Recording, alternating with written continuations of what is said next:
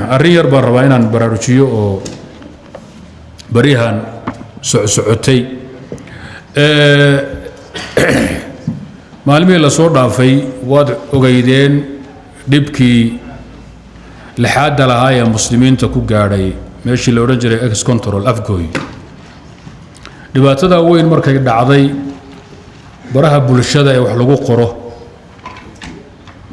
khaasatan kanaalkayga bidaayatu sabiil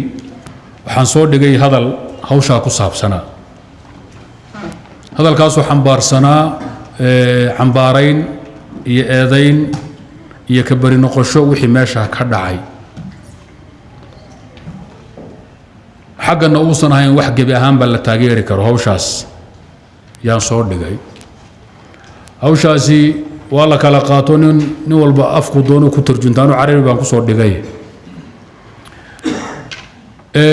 maqaalka asalkiisu wadaad baa qoray laakiin anigu waa u bogay markaan u bogay baan soo qado meesha soo geli maxaa ka dambeeyey waxaa ka dambeeyey qolyo baryahan dambe ay nacfi ka galay baraha bulshada oo commenti aad u raadiya iyo in wax loo sheergareeyo ama like loo ila dawarsi waxaa bilowda baryahan casri ah nin meesha ka istaago manag Allah yiraahda baynu arki jiray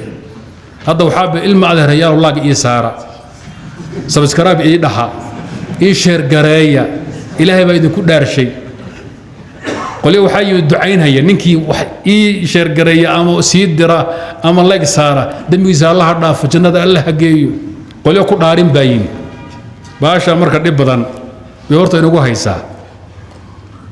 hadda waxa iga qoseeyo waxa weeye waxaa xigay nimanaan u malayn inay Soomaali yihiin yaa waxay soo dhigeen soo qoreen ayagoo oranaya xasan xuseen aadan oo yiri wixii gas control ka dhacay waa sax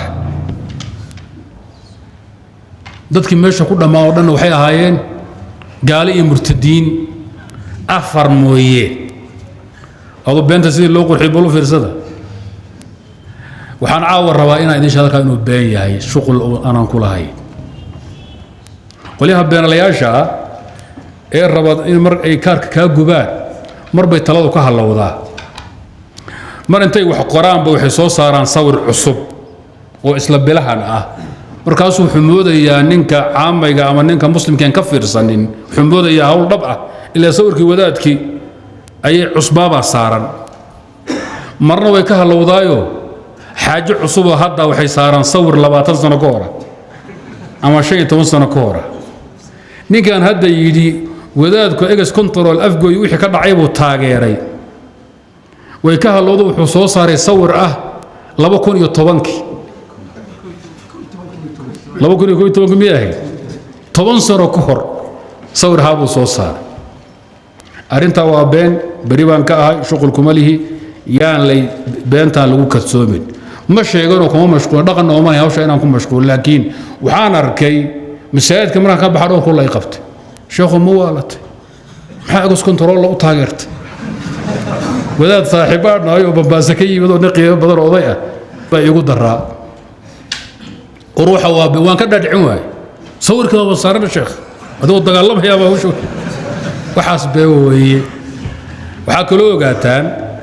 laamaha amniga dalka Kenya warka intii la gaarsiiyay oo laga dhaadhiciyay bay ila soo xiriireen su'aalo iga weydiiyeen dib badan baan kala kulmay